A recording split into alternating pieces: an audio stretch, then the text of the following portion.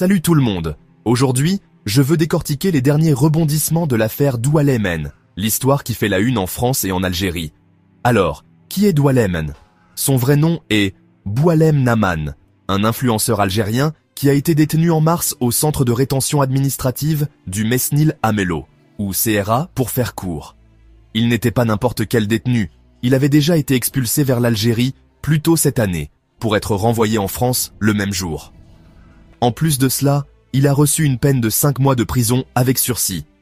C'est là que les choses se sont encore compliquées. Son expulsion et son retour rapide ont sérieusement agité la relation déjà tendue entre la France et l'Algérie. Après avoir passé 3 mois au CRA, le maximum légal, Doualemn a dû être libéré le 17 juin. Selon la loi, si un accord d'expulsion n'est pas trouvé, les détenus doivent être expulsés ou libérés après 90 jours. Et dans ce cas, il n'y avait pas d'accord.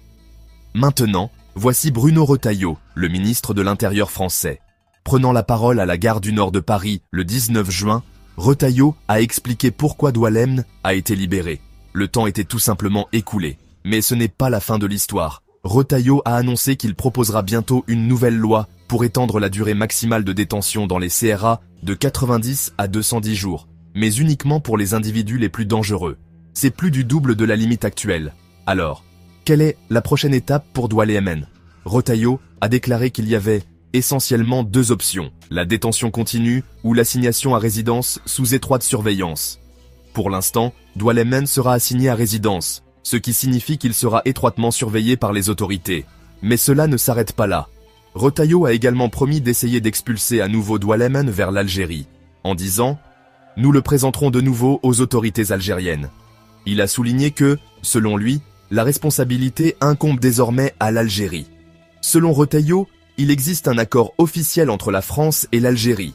Lorsqu'une personne est identifiée comme ressortissante, ce pays est censé la reprendre, sans exception.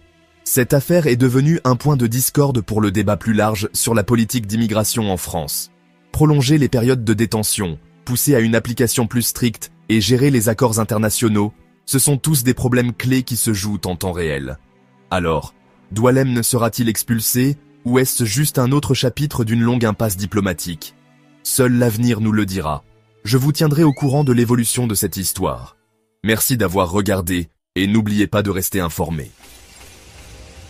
Merci de bien vouloir activer la cloche et de cliquer sur j'aime.